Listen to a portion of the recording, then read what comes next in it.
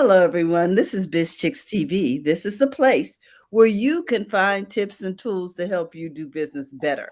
We're here to help you run a profitable business that's fun to run and to take the hassle out of your hustle. And today we're here with the Tech Divas. We're going to be talking tech in English. So don't be scared. Sit back, relax, get a pen, and just capture all the wonderful things that technology is going to help you with in 2022. So, with that, we want to get this party started. We'll be joined today with my friend and co host, Miss Francine Gregory, real estate entrepreneur and tech diva. She is in the studio looking beautiful. What a wonderful way to start the new year, Miss Francine. I'm Tara Lena from California Cover Ups, and we're the Biz Chicks. We're looking to hear from Dr. Tachi, all the way from Florida, talking about social media, and with her show she's going to come in and bring us some updates. We're just in love with her, so we hope that you'll follow her over there on Mediascope. And she also has a, I believe, Clubhouse channel. Am I correct? Okay, and she's on Facebook and every other social channel, so just look for Mediascope with Dr. Tachi. Now we're going to get this party started. We just want to give a shout out to those of you in Clubhouse, those of you who will be watching live and on the replay. So, with that, friend, what do you have for us today? Well, I want to say welcome to Alexis, Anna, and Dr. Tachi over in Clubhouse. And Hey, Doc. Hi, if you Alexis. all want to jump in and weigh in on any subject, just raise your hand. I'll bring you up on stage. And we want to say Happy New Year to everybody. New Year. We don't want to forget, huh? You done signed off. Go ahead. Like, yay. All right. So it seems like media is in the news today, but I'm going to start with December 27th for our week in tech history.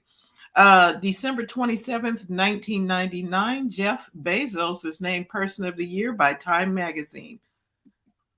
Okay. And that was it. Wasn't nothing else written. Oh, okay. Okay. Now this will interest Dr. Tachi. December 28th, 1895, the world's first projected movie screening takes place at the Salon Indien at the Grand Cafe in Paris, France. The makeshift theater uses the cinematography created by the Lumiere brothers, one of the earliest motion picture projectors in history. 33 people attend at the admission price of 1 franc each to view 10 films at about 50 seconds each. The first film, La Sortie des Ouvriers de l'Usine Lumière, was created especially for the occasion.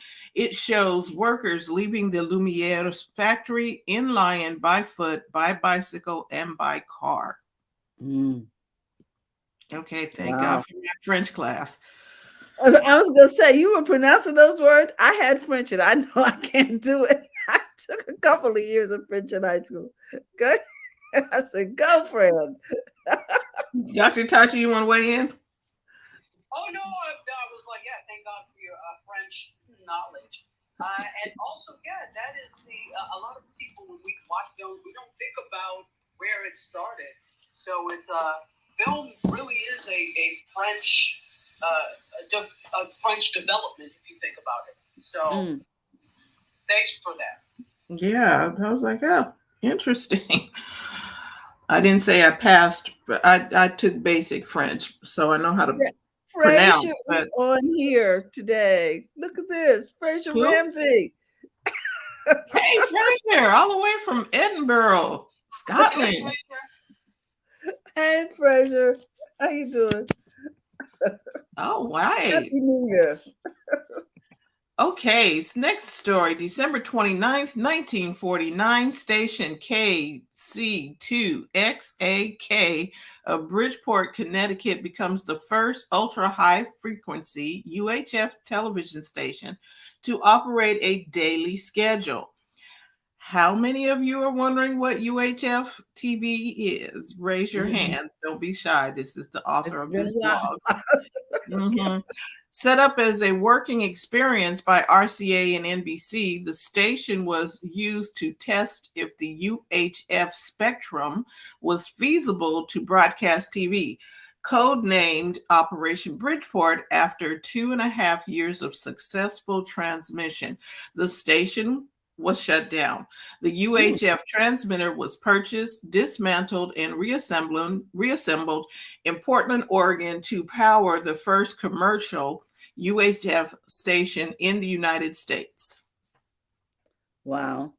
That was some channels like above 40, like 40, 42. Mm-hmm. December 30th, 1899, American Bell, at the time parent corporation of AT&T Company, reorganizes and transfers its assets into AT&T. American Bell was incorporated in Massachusetts and AT&T was incorporated in New York. Massachusetts corporate law would have limited the growth of American Bell, so by reorganizing, AT&T could bypass Massachusetts law by becoming the parent company of American Bell and the Bell system. Eventually, AT&T would become a legalized monopoly in the United States. Wow. Okay. And this is my final. Monopoly. Yes. My final story. Microsoft releases Windows 3.11. December 31st, 1993, Microsoft releases version 3.11 of Windows, a minor upgrade to Windows 3.1. It became the last stable version of Windows before Windows 95 was released in August of 1995. And that is your week in tech history. Okay. Well, I want you to know that we've got well wishes for a happy new year from Fraser. Happy New Year to all when it comes. That'll be tomorrow. And then Sandra is tuning in. Newton, so Happy New Year, Sandra. Happy New Year to all of you watching on the replay and live. I've got a couple of stories for you, friend. Okay, let's do it. After hearing from France and from the monopolies, I want to share my screen because this might be an interesting experience here, ladies. Does anybody see that now? Oh. Blackberry. Okay, you have to read it and don't keep people in the. Okay, it says Blackberry will die on January 4th for real this time. And they do have a little message here, audio message. So I'm going to play that if it's okay with you, Fran. Sure. Okay, let's see. Blackberry will die on January 4th for real this time. Yes. Okay. Dear friends, we're gathered here today to mourn the death of that once beloved monarch of the mobile world, Blackberry. And yes, I realize that this is not the first time we've announced the death of the company or its devices, and for reasons I'll explain below, it likely won't be the last, but this is a very definite ending for legacy Blackberry hardware.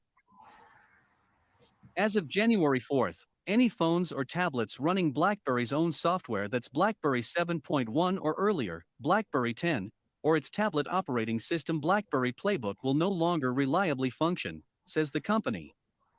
Whether on Wi-Fi or... Okay. Terry? Yes. Oh, hold on. And so why did we cut it short? I'm sorry. That was my technical wonderfulness. Hold on. I was like, okay, so before we dive into that, does anybody still own a BlackBerry?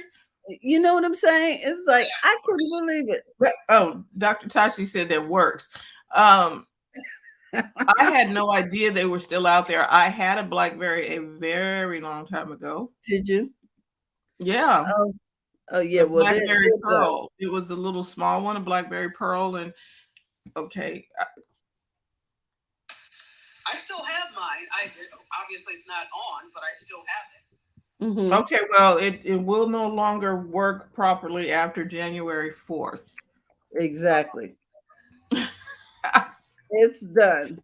I can't, I'm just like, oh, it was still out there. So there are technologies that are still out there that people are using, although they are antiquated. Yes. And they're still holding on. They're the people with the StarTAC flip phone. Okay. Nokia tried to bring back the flip phone too, remember? Yeah, there are a lot of makers that actually, Samsung has a flip phone. It's the one where, without the bezels, and it's not the traditional flip phone. It's the one that it takes the entire screen, if you understand what I mean, with like no hinge. The one that I'm not a fan of because eventually it will break. But they revolutionized flip phones into the foldable phones now. Right. And at 2Gs, I'm still not buying it. Well, do you want to hear the rest of the article? Because I think I brought it back up. I can play it, but well, I think the gist of it is that it's over, guys. I never knew it was still going on.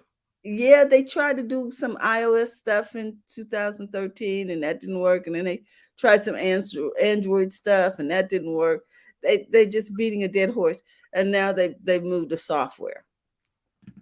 I don't for Okay, virus. so what's the takeaway from this? Can you just keep moving with technology? Can you upgrade? Can you use okay, but then at some point, okay, so the Sony Walkman is no longer, right? Mm-hmm. Okay, but everything has its time. There's a season for everything. And that doesn't mean that you try and extend that season past the season. That's interesting. Okay, well, we're not going to be on here all day, but so let me get to the next article because that's a great transition about trying to extend the season beyond the season, because I have something I want to share with you guys about extending, hacking your health. And I'm just going to play a few seconds of this and then we're going to talk about it, okay? Oh my gosh. Okay, can everybody see that? Mm-hmm. Okay, because I'm going to start the video. And I'm going to mute you after you started because okay, that's good. Better go. Yeah. And living healthier, more productive lives is hugely appealing. It's led to a growing trend for people looking to take control of their own biology, optimizing their bodies and minds through biohacking. But how safe and ethical is this pursuit of longevity? And are there more natural ways of boosting your biology? Dave Asprey is an American entrepreneur and the self-described father of biohacking. I fully expect, and this is not a made-up number, to live to at least 180 years old, unless something like a tree falling on me takes me out. A lot of people ask, can we really hack the aging process? And we are now on the cusp with literally about 50 different innovations to control biology of aging coming online all at the same time. And I have 100% certainty that within a few years, our new innovations that come in happen faster than our aging. It's certainly true that the scientific understanding of aging has progressed rapidly in recent decades. But to hear more because it goes on. But I thought it was interesting that 180? My gosh, we could get an extra 100 years. What would you do? Because we're going into a new year. What would you do with the extra 100 years? Hopefully. In good health now. Right. So that would you start taking better care of yourself? Well, which we ought to do anyway, but well, if you knew that you were going to be here for 180 years, would you be doing what you're doing now? I'm not talking about for health. I'm talking about for the work that you're doing. Finances? I'm just talking about for your life work. Would you be working on the project you're working on now?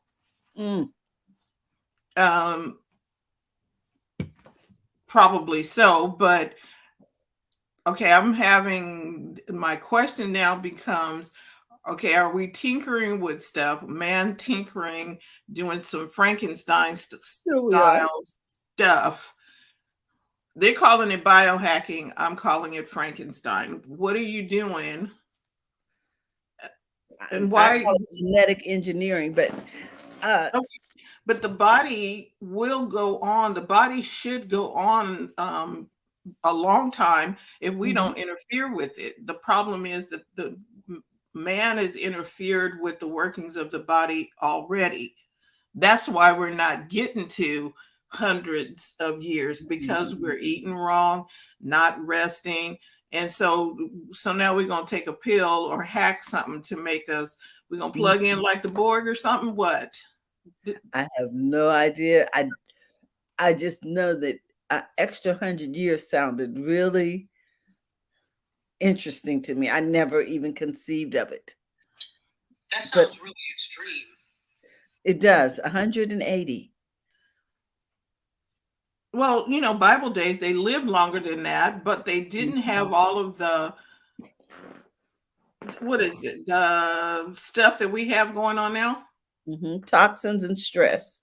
Well, no, I'm not even talking about toxins and stress. They didn't have automated things. They did things. They walked. They picked their own food. They did. It wasn't.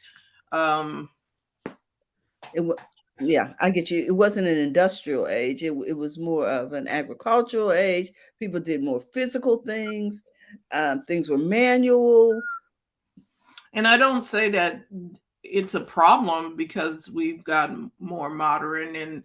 And I was watching some show, Dennis the Menace or something, and the guy in the newspaper was, the people in the men in this city are soft because they couldn't do like their ancestors and go live on the land, with just a knife and something else. And I'm like, why would you? Okay, we got modern conveniences. Why would I even do that?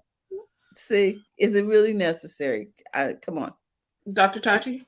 Yeah, it's a paradox too, because the thing is, when we look at the way humans used to live or whatever, there were some things that they didn't have the answers to. Like, look at some of the ailments and things that were problems before that are nearly eradicated now because of modern medicine. And that's because of technology, research, etc. So, but then on the other hand, there were problems that were created because of some of these modern technologies. So even something as simple as carpal tunnel syndrome, right? The repetitive stress injuries. Think about people who work in, for example, chicken factories. Back in the day, you are not like Purdue. Back in the day, you were not producing massive amounts of chicken. It was enough for you and your family, maybe enough to sell at a market. But now you're talking about a lot. So people are snipping off things and preparing these chickens over and over to the rate of thousands, per day. That's something that was not a problem before. And it seems like it's not, as big as some other things, but it is. So some of these modern conveniences have also created problems. So it's a paradox either way. It is. It really is. And then I just have this thing when man gets overly, I'm going to recreate something that's already working. It's a problem for me. Well, if it's working, obviously you can walk to Seattle. Your legs work and you will get there eventually. But you can also take the train, or you can also fly, and that's more efficient and will get you there in a reasonable amount of time. So even though your legs work, you can walk someplace. Well, for you guys, walking to Seattle is less extreme than me walking to Seattle. But your legs work. It's a method that you had before, but we've improved upon it. So I think it depends to the degree.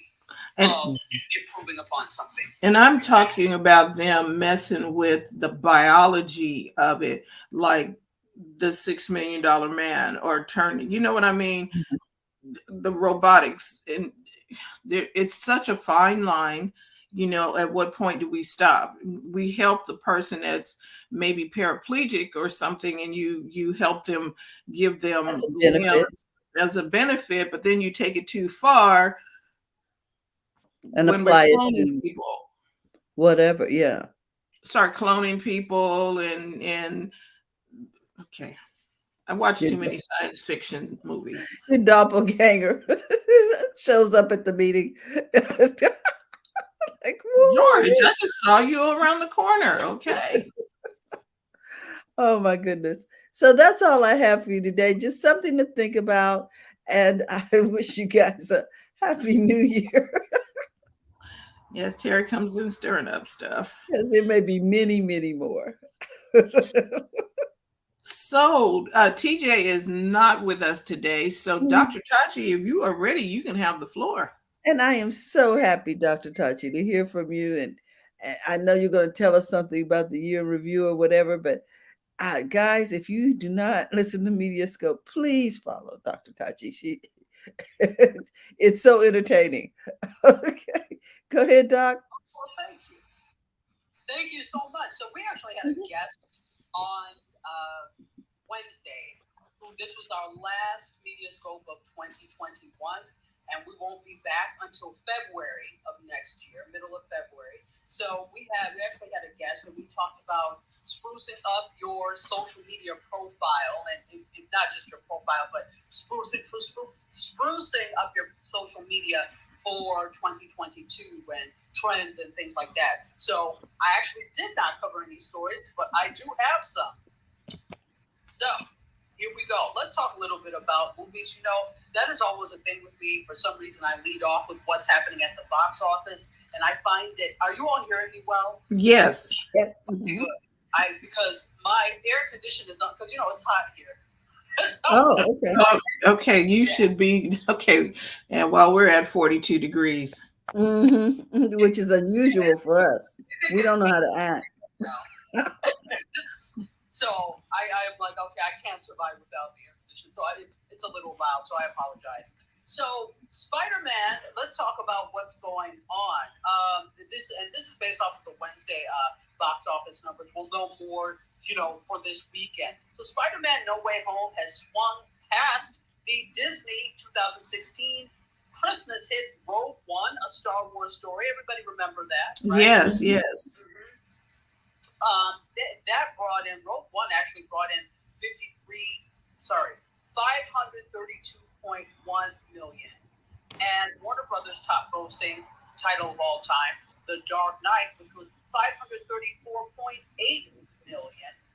And they brought in 536 million domestic box office. Wow.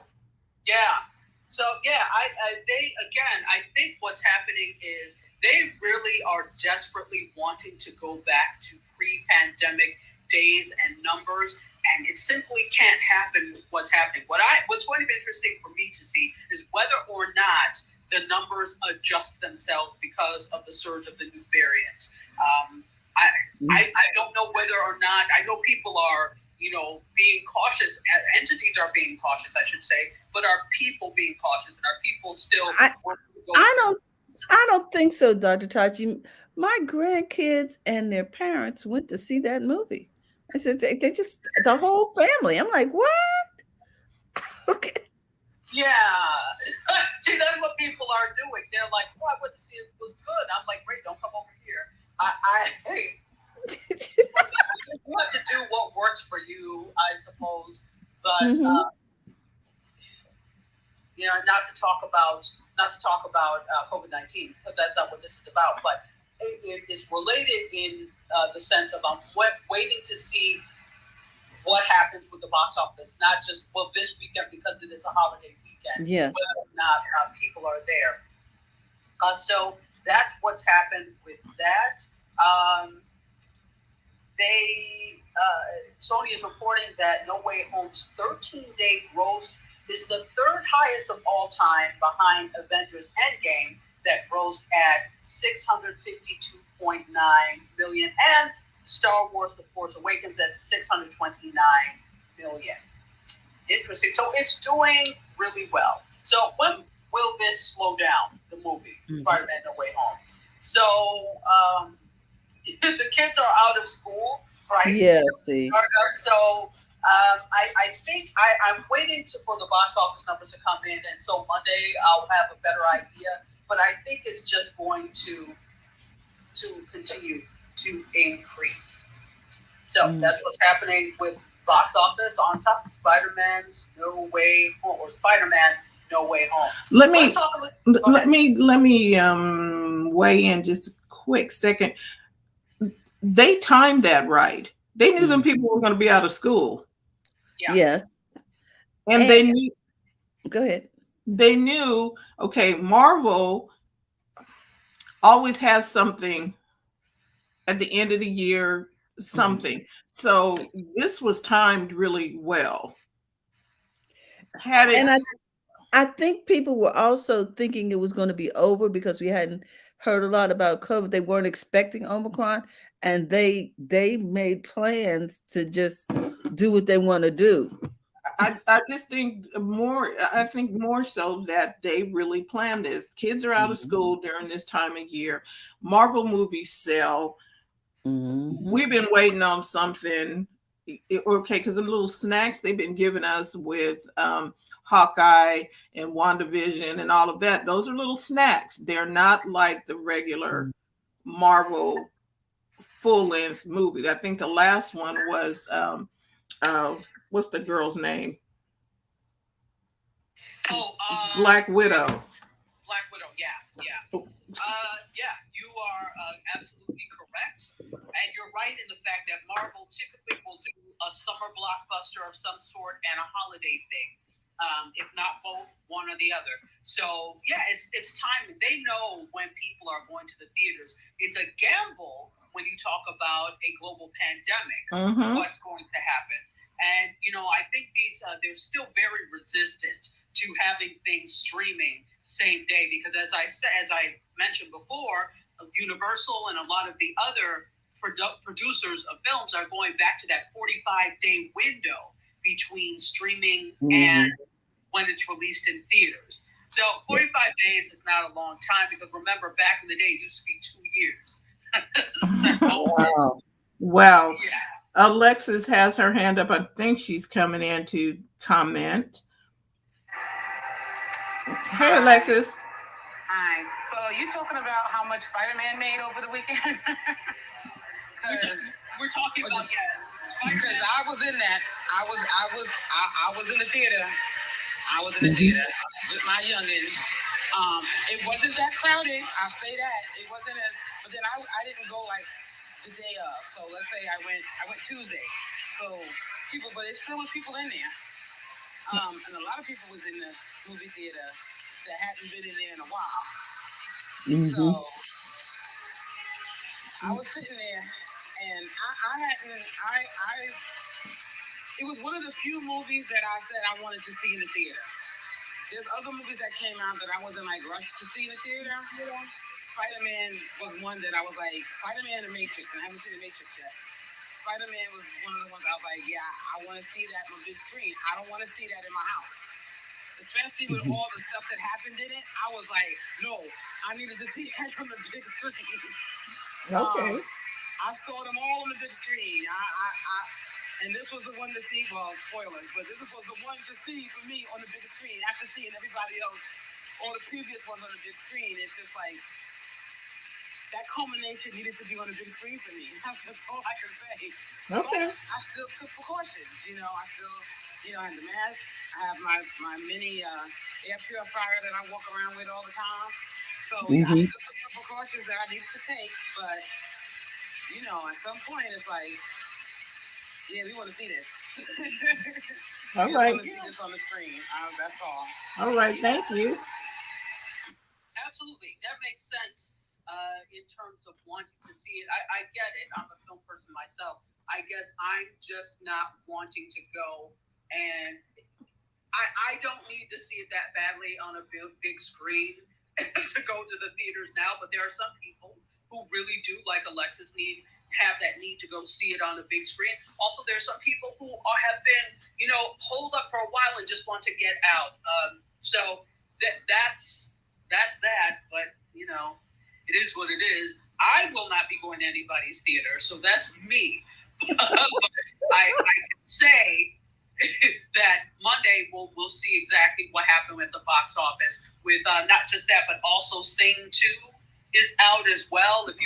I watch an awful lot of YouTube, as you all know, and I've been watching a lot of the New York vloggers, and it's all over Times Square, Sing 2.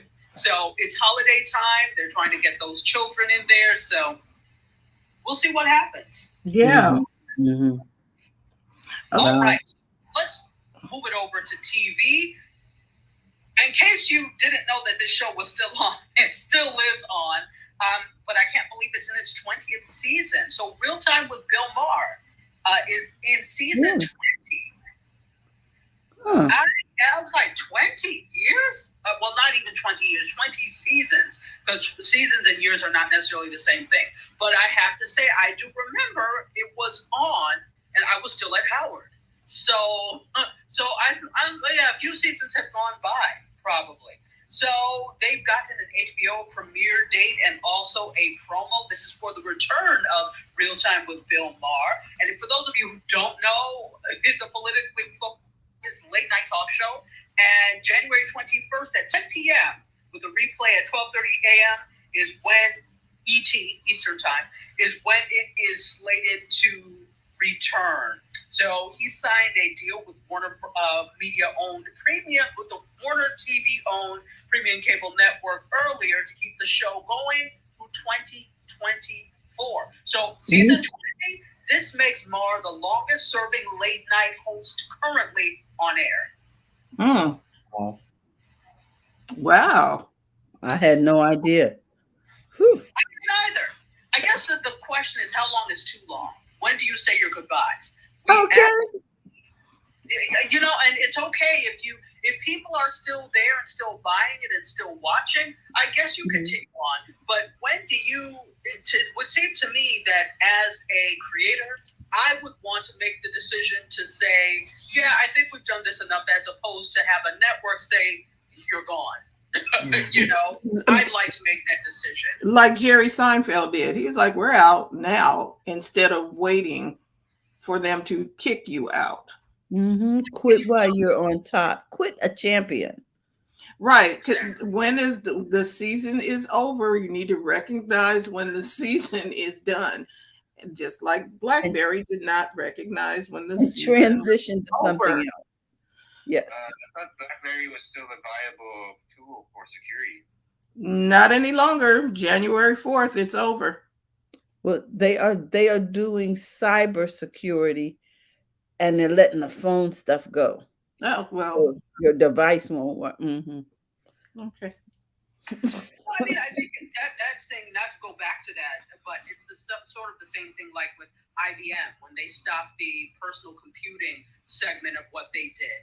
They knew what they did. They funneled their energies into the segment that was doing well for them. And by the time they decided to shut down the personal computer, there were so many other makers of home computers / personal computers and laptops that the IBM ThinkPad was no longer relevant. And do you want to spend money on continuously developing this, or do you want to go where you have wings? So I guess that's the decision that was made. That's good. That's really good. Continue on, Dr. Tachi. I will. And so that's it for those of you who watch Bill Maher or even care. He is now the longest current running late night talk show host, and he will debut on the 21st. Now, let's talk a little bit about, this is media, but it's also tech, TikTok. So if you remember last year, I told you all about an individual on the team that working for Facebook that was there to to, what's the name? What do you say? It's a content moderator. That's it. That was a content moderator for Facebook who was suing Facebook. Yes. PTSD. Great. Same thing is happening at TikTok. So I saw that. Candy Frazier is a content moderator at TikTok, and she has launched a class action lawsuit against the app and the parent company, ByteDance. And she says that the graphic video she was exposed to left her with post-traumatic stress disorder. So according to Design Taxi and Bloomberg, she views videos with subject matters like, child pornography, sex crimes.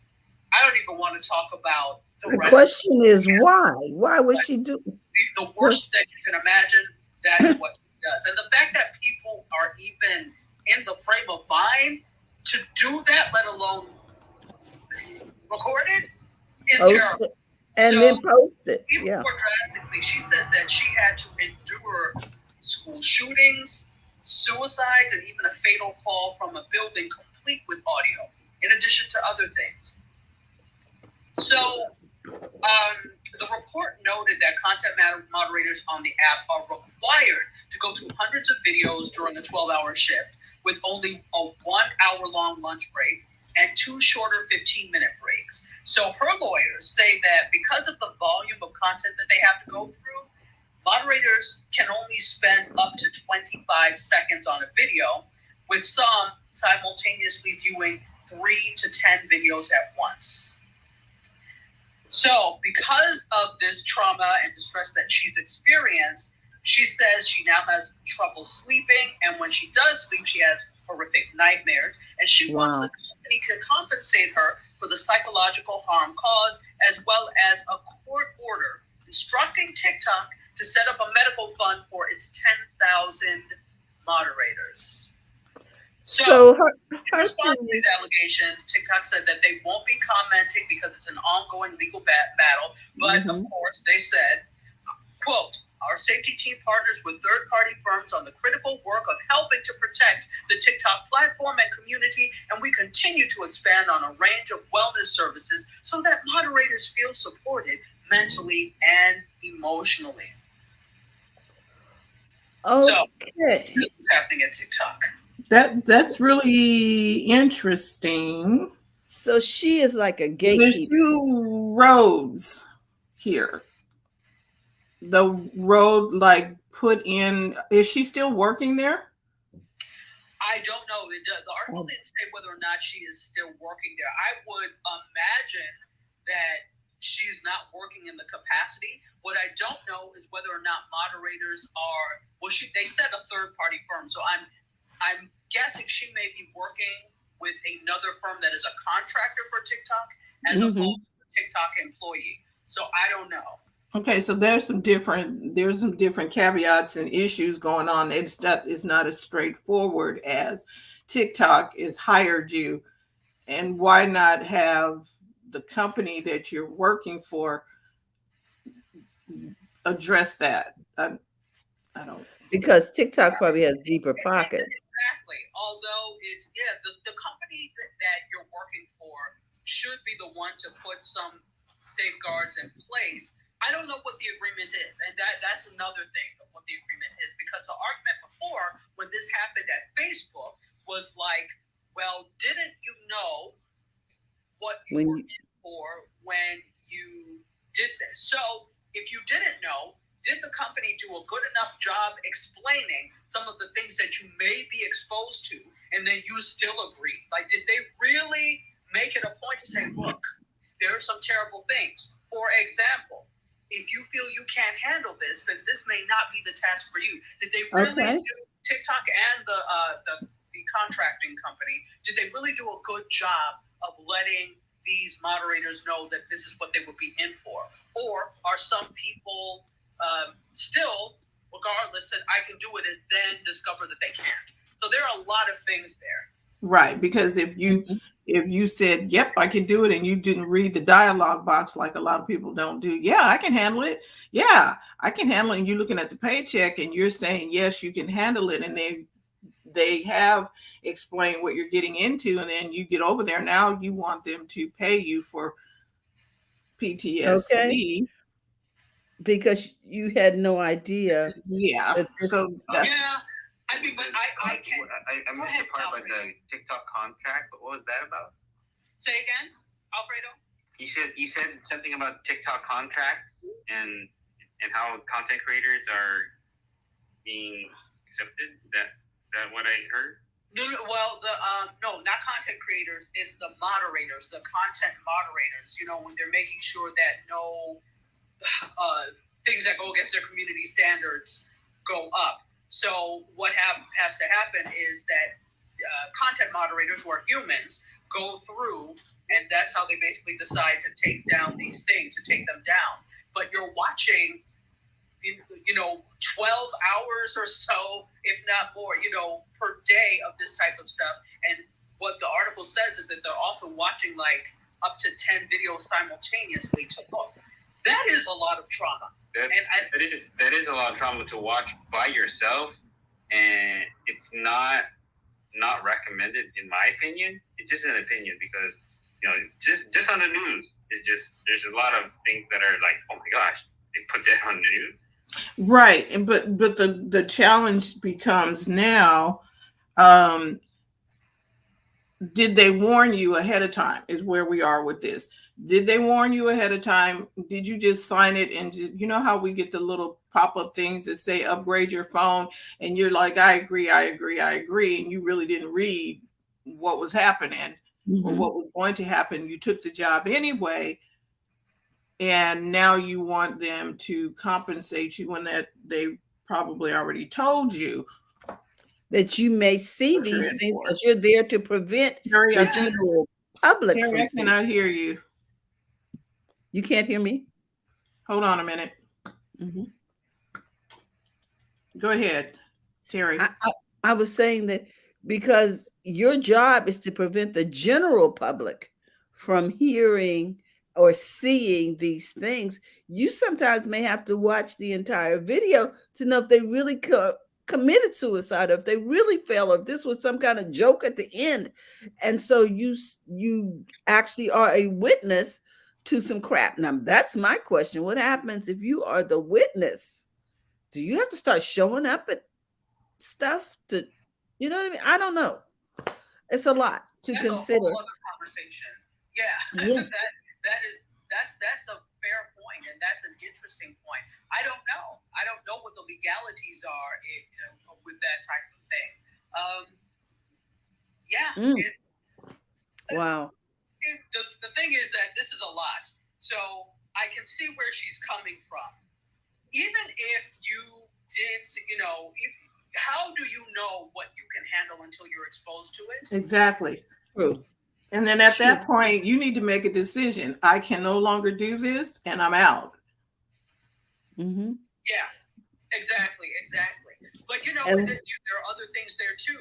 Obviously, she's not doing this because she's trying to be kind to the TikTok community. She needs a job. So, is it that simple for some people? And I'm not saying that it's not, because there's no way in anybody's heaven that I would be doing that. But is it that simple for everybody? They have 10,000 content moderators, which means somebody needs to do that job. Would it be more effective using something algorithmically and a bot to determine these things? Well, maybe, but then you also catch a whole lot of other videos that don't deserve that treatment. Correct. So that's why they say they all use a combination of both. But then, a human is not a machine, and you retain that information. That could be really traumatic. So this is going to be, it doesn't stop here. This is going to be talked about for a while, and they're going to talk about how they can rectify it on both ends. And this reminds me of an industry. Somebody has to deal with the dead bodies in life. Just saying. And the undertakers, who are they? The forensic people who do the cleanup. There are different people in sectors of life that do cleanup or trauma trauma stuff. Mm-hmm. And it's like, okay, so and this will be the last word on this. It's like when look at this pandemic, and when you're a doctor or Yes. a nurse or some type of medical professional, First responder, you're trained for the types of traumatic things that can happen, but you're not expecting thousands of people to come in and perish. You're not expecting that. Right. So that's obviously going to take a toll on your mental health. So you're expecting that social media has some bad players on it that are going to post these types of things. But you're not prepared, whether or not you say you are, you're probably not prepared to encounter thousands of incidents of this at once. Right. Mm. Wow. So we have a few more people joining us in the clubhouse. We got Donna Zeifinger from Greener Travel. We got Terica and Dr. Vibe in the house. Hey, good day to you all. Hey, everyone. Okay, Dr. Tachi, next story. Yes, let's keep going. Off of that type of TikTok, let's go with some things that TikTok is doing for the new year. So TikTok is actually throwing a live New Year's Eve concert with Charlie Puth, Callie Uchis, I think is, or Uchis, I don't know how to say her last name, and Rico Nasty, yay. They're ushering in the new year with this live concert, and it's not just them, but it's other stars in addition to TikTok stars. TikTok says that it exemplifies its status as a driver of music and culture, and they're going to air on the flagship @TikTok account from 9 p.m. tonight to 10:15 p.m. So if you have TikTok, you can look at TikTok's account and watch this live concert. So it's going to be broadcast live from an apartment-themed staging area, which each of the 3 floors designed to fit each artist's set. So musical performances will be complemented by other creators' appearances like average fashion blogger Scarlett May 1, Tracy O.J., Christian Dennis, Tyshawn Lawrence, and Billy.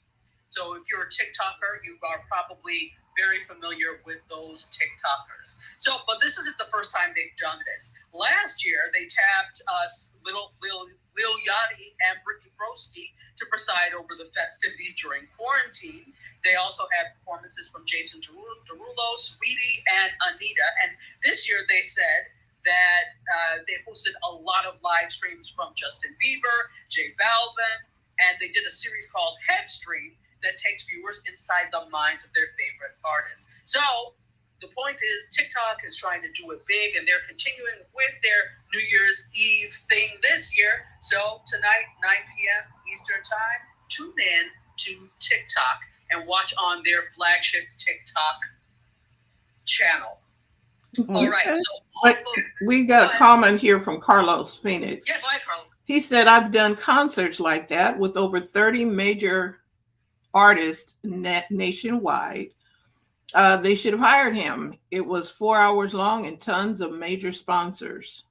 Beautiful. Yeah, I watched. He did a fantabulous job. So that is his calling. That type of large event production virtually, that is his thing. So yeah, definitely.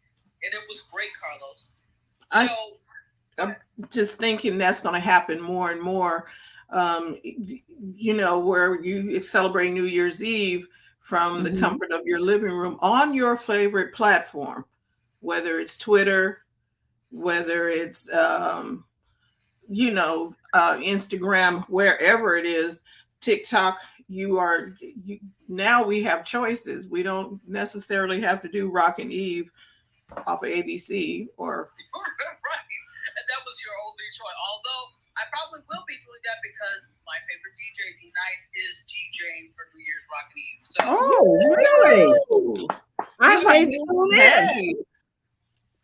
D-Nice has been really, he deserves all the blessings that he's gotten, but he's really been racking up the gigs, and he's doing New Year's Rockin' Eve. That is a big deal. Yes, it is. Yeah. So you can tune in to New Year's Rockin' Eve tonight too. Of course, it's going to be hosted by Billy Porter and some others. Billy Porter is going to be live, I think, in New Orleans. I think D Nice will be in LA. And so it's going to be, of course, you have the New York, there's the ball drop there. And so check it out that's another thing that you can do. If you are going to be inside like I am, go ahead and check out all these. There are a lot of really cool virtual things happening. And one of the things, and one place that I'd like to see Carlos take his talent is into the metaverse. So Times Square is having a New Year's Eve party and is moving into the metaverse for the world to witness. Yes. So One Times Square is the venue that the ball drop usually happens. And they're taking the party into the metaverse concurrently with the hosting of physical celebrations. So it's created by real estate company Jamestown, who's the owner of the location, and cryptocurrency firm Digital Currency Group. So the site has been digitally simulated to host this. So they've digitally simulated Times Square, basically. And they put a replica of One Times Square inside the virtual world called Decentraland. And those in attendance can do much more than watch the celebrations. So visitors from around the world are invited to play immersive games. You can hang out at rooftop lounges during the event. And this is according to Bloomberg. And as shown in the marketing for this, you won't need to kind of elbow your way through the crowd to get closer to the ball.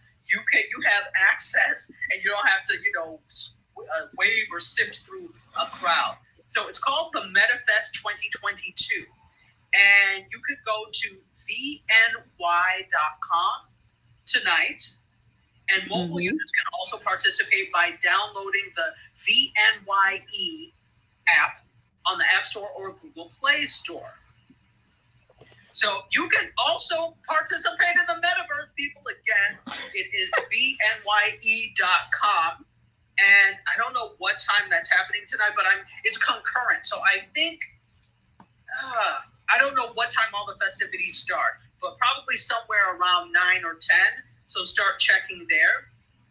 And you'll be able to see the ball drop. Right. And I think you need to have the goggles, right? Or be able to get into the metaverse. You can't just, unless you watch it on your TV. Yeah, it does it. So the point of obviously a metaverse is to have like the headset, the VR headset, but it doesn't appear that you need this for that. I don't know. Okay. You can still, it looks like you could still watch it, but it just won't be as immersive. Did I get that right, Fran? Yes, VNYE, yeah, .com. Okay. And so it's a virtual New Year's Eve. Well, yeah. Interesting.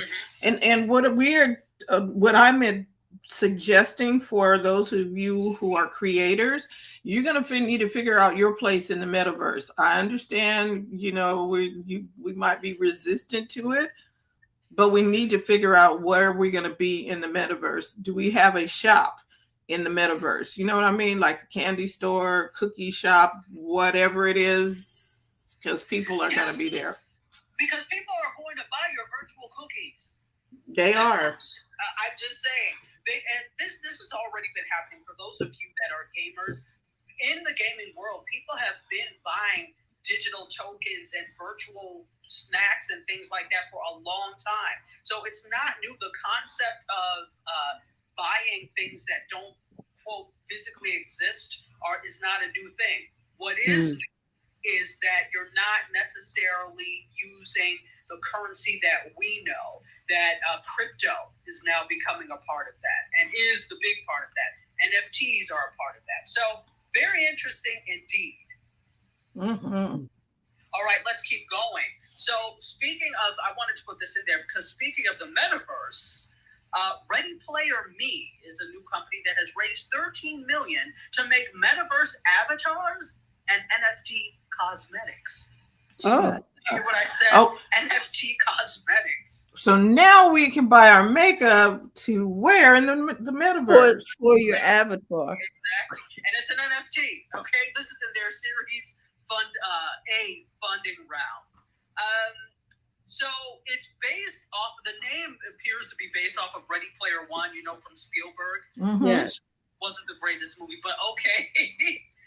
Basically, and the movie is set in a future where people spend most of their lives in a massive VR game. He stole that idea from Tron. Anyway. Yes. Okay. I just, Absolutely. So they say that this avatar system is currently used by more than 900 companies, including VR Chat, So Many in Space, Verizon, and Hyperworld.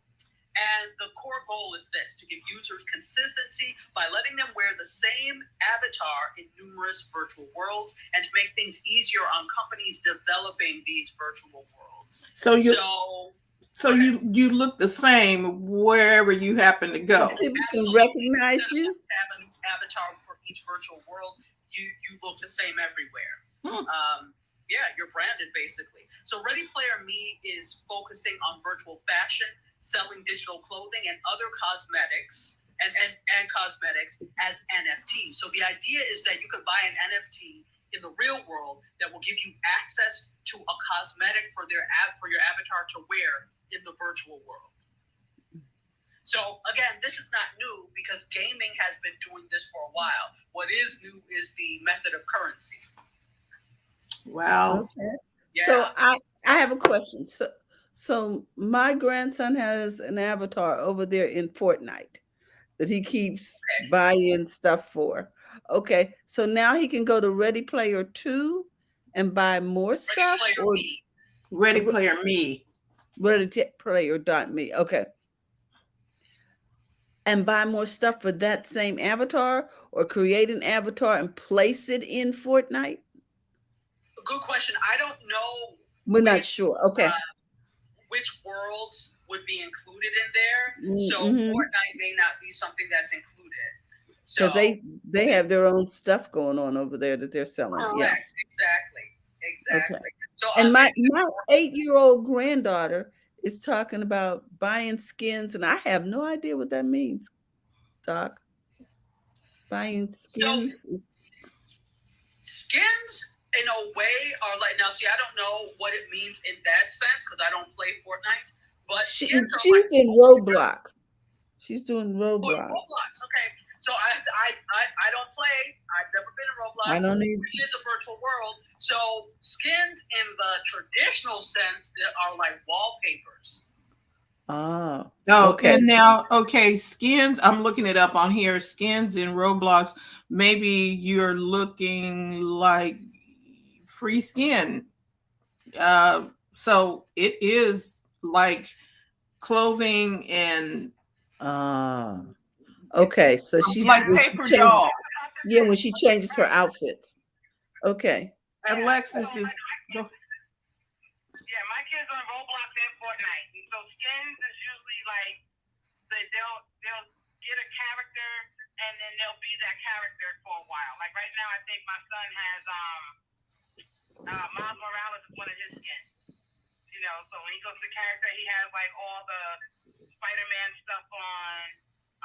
He can have a Stormtrooper stuff on. He can switch it out to different things if he wants to. So even though he has like a main character that he actually plays, he can change the clothing, the items that they have, and all that, and who they play as, even though it's still them. So it's the meaning of skins completely, but they used to be kind of like a wallpaper, like a skin that you can change out. So now they've changed the meaning completely.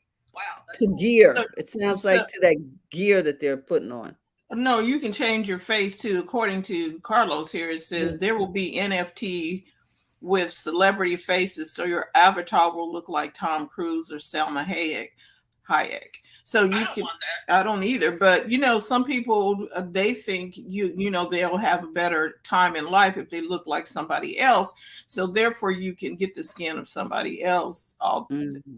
Then you come back to the outside of the virtual world, outside of the metaverse, and discover stuff that's still the same. Right. So remember, Face Off. This is literally where you can put somebody else's face off. Okay. Absolutely. And it's an opportunity for celebrities to make money. selling their image. You know what I'm saying? Selling their face. I was like, I don't want your face, though. Okay. Well, you know, some people, you know, like looking different. And it's just different because an avatar is just different. Go ahead, Cheryl or Alexis. I would say for me, now, that'll be a great opportunity to, like, you know, I love anime, so I want an anime body. I want my face, though. I want to keep the face because I'm free. But the anime body, I do that. I would do that in a minute. Be like, oh, I got, you know, I could do all that. Yeah, I would do that. That part I would do. Or if, like, if you, like, in your head and you like, oh, I wish I, like, sometimes I'd be like, I wish I was born like a Barbie doll.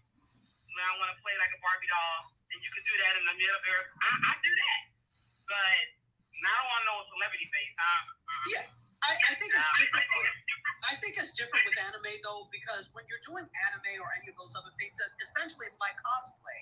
So I think it's okay to, you know, take on that different persona. But when you're taking on the persona of somebody that actually exists, that's when to me it's like, So, but that's me. I'm not judging anybody else who wants to do that. Do you, boo-boo? And Carlos says, I bet they will have court fights on that. I'm sure. They probably will. They probably will. And the thing is like, that's why you need to rein in things with the metaverse now. But what happens is you have people who are too dumb for life, who are in, you know, the lawmaking end of our governments. And they don't understand technology. They don't get Facebook, let alone the metaverse. Oh my gosh. They're going to be like, what do you mean? Okay. Virtual what? And they don't want to learn. That's another thing. Right. They don't want to learn. So it's one thing that you don't know. It's another thing that you don't want to learn. And you're tasked with making legislation on this. So this is going to be interesting to see. There probably will be a lot of litigation around this. But how do you litigate something in that sense? They probably will never have stepped foot into the metaverse and will just be talking off the top of their heads like they usually do. So there's also going to be a new level of education related to this that they're going to need to have. As whether or not they do it, I don't know. But I'm going to move on to the next story. So Winnie the Pooh and a lot of other works are about to enter the public domain in just a couple of days. Actually, January is tomorrow. So tomorrow they enter the public domain. So on the first day of each year, works that are 95 years old, whose copyright licenses have not been renewed, will enter the public domain. And that allows modern day creators to reuse and build upon them however you like for free without permission. That's called Public Domain Day. So tomorrow is also Public Domain Day beyond being New Year's Day. So the Great Gatsby is going to... No, that was last year that it was a Great Gatsby. So 2022 will be Winnie the Pooh. Wow. Bambi, A Life in the Woods, and a lot of other creations from 1926. Also, some of the first published novels of Ernest Hemingway and William Faulkner, as well as the first books of poems by Dorothy Parker and Langston Hughes. Really? So, yeah. So 2022 is going to be a blockbuster year for public domain. So here's the thing. Let me say, Carlos said Disney will fight Bambi. Yeah, okay, yeah, exactly. So I was about to say, so Disney is really, I think animation has been redefined because of Disney. So Disney has actually redefined what Winnie the Pooh means to younger audiences, and they're notorious for contesting copyright expiration. So there's a possibility of Disney kicking up a storm against the creators who have produced Pooh Bear inspired works. So I don't think they're going to go quietly. But yeah, tomorrow is Public Domain Day. Just in case you didn't know, there are a bunch of things that are scheduled from 1926 to go into the public domain. Let's talk Cozy TV. Okay. Cozy has added Give Me a Break and Amen starting January 3rd. I'm excited about that because I love both of those shows. So Nell Harper and Deacon Fry have found a new television home for the new year. So if you're a fan, again, January 3rd, starting at 3 p.m. Eastern Time, you can now enjoy your favorite episodes every weekday afternoon. So Meredith McGinn, who's the executive vice president, said, "We are thrilled to add the straight-talking, warm-hearted humor of Nell Carter with the high-energy antics and wit of Sherman Helmsley into our cozy TV programming lineup starting January 3rd. Our viewers will again enjoy the unforgettable moments that made Amen and Give Me a Break two of NBC's most beloved sitcoms." So in case you didn't know, Give Me a Break debuted on NBC in 1981 and was on for 6 seasons. And then Amen debuted in 1986 and continued for 5 years before concluding in 1991. So, some news for those of you looking for some stuff to watch. Not new stuff, but maybe new stuff for the new year.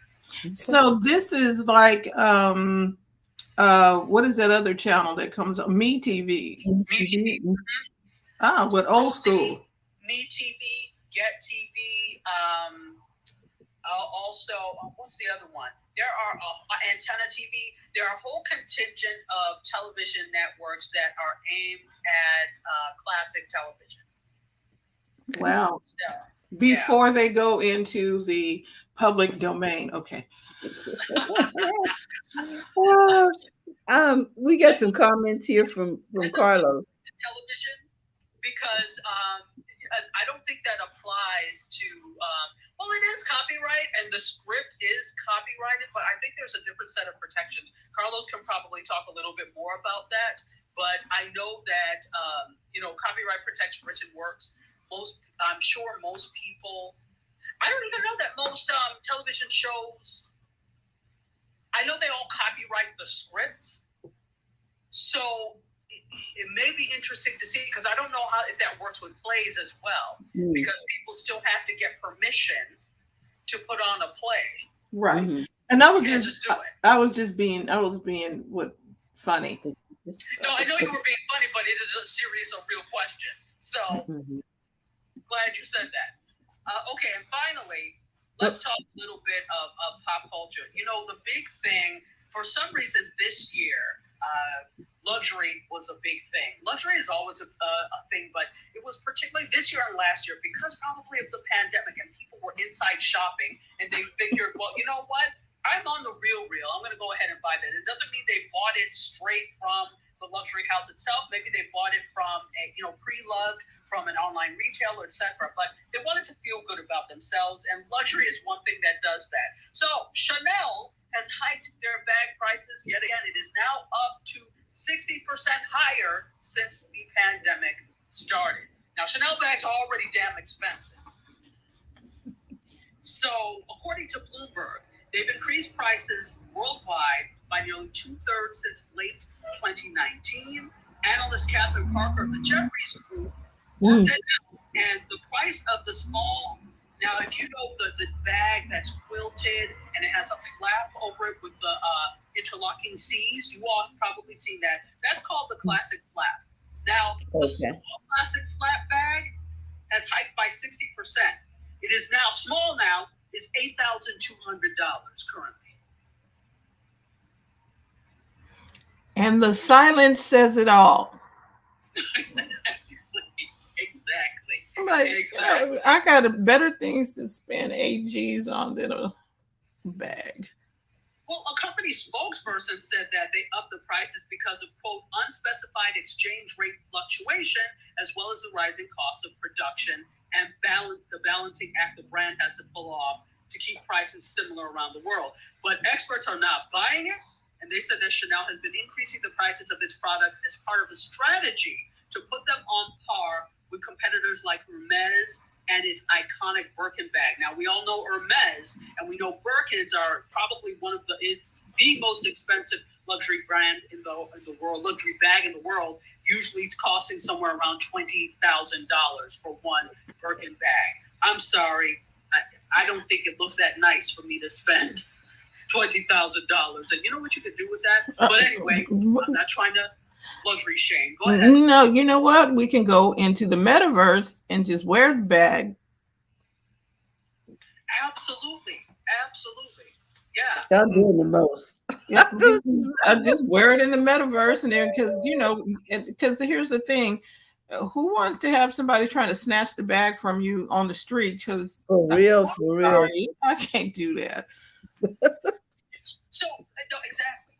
So and then when people wear like these influencers wear them, they're not wearing it cross body and for protection. They're like being cute with it. I'm like, that's too much of an investment not to secure it.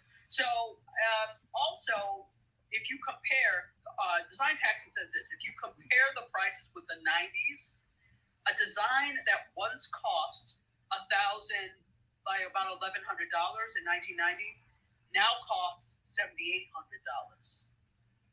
This is for so if you're in the bag reselling business, then you got it going on now.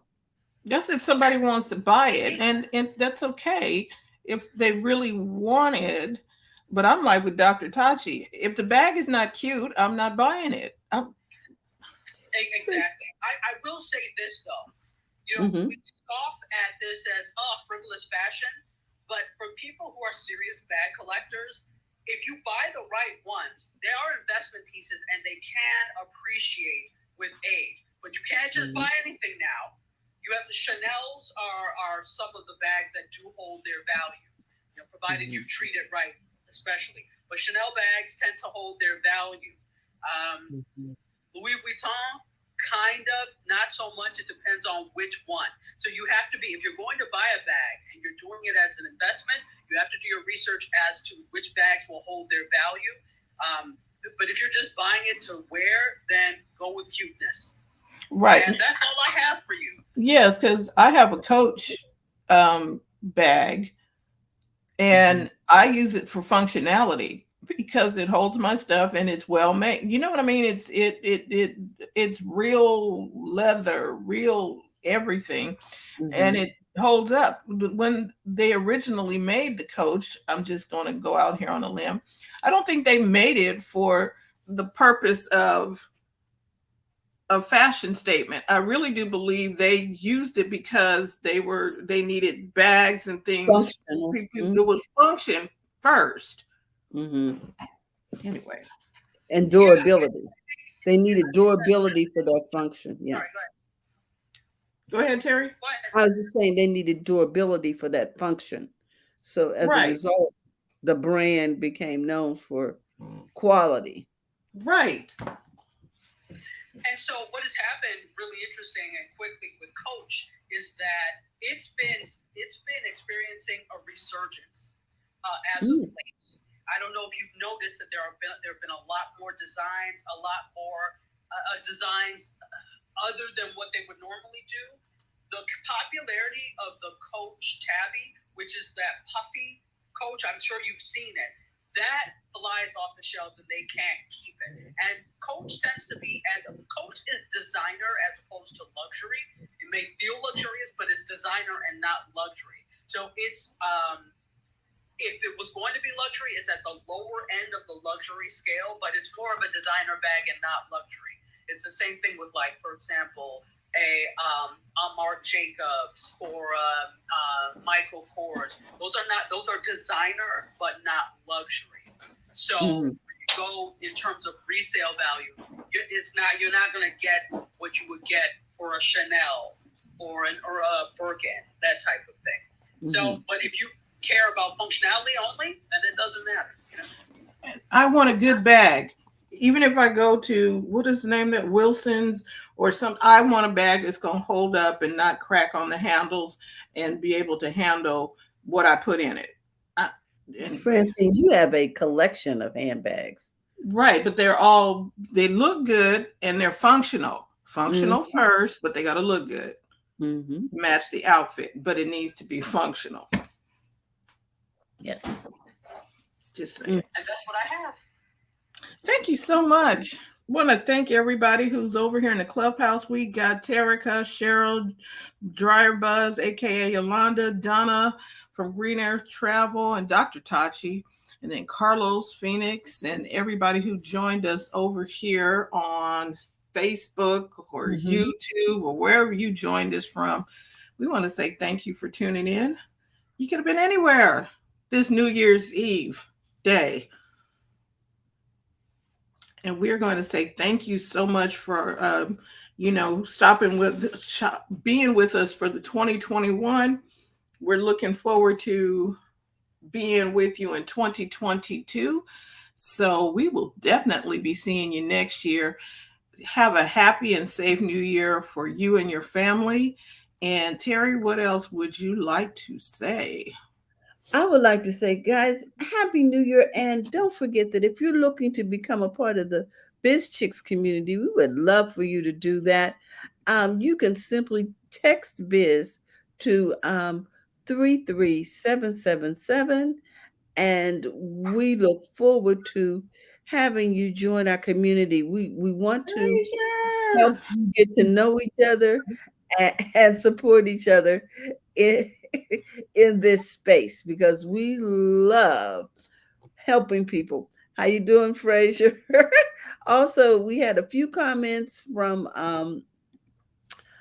come in from Carlos at the end, and if you want to see those, you can see them on Facebook, but I'm going to put them up real quick. One, he says that Disney has extended most of their stories, and that Encanto is the best movie of 2021. So we just want to make sure that we get everybody's comments in.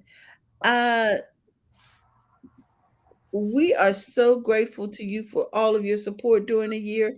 We want you to know that we have a gratitude offer. Can you put that banner up, Fran? Can you see it? Okay. Hold on. You can text gratitude to 33777. Yeah. If you want the gratitude. Yeah, I thought that was the one.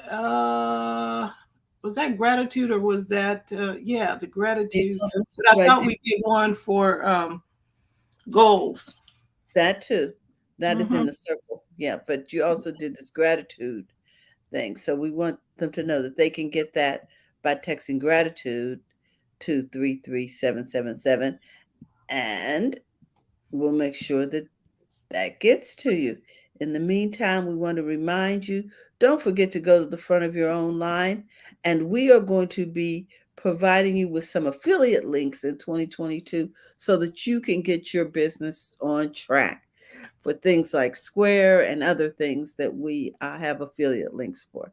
With that, have a great new year, and we'll see you Monday for coffee, tea, thoughts, and conversations with the Biz Chicks. Bye-bye.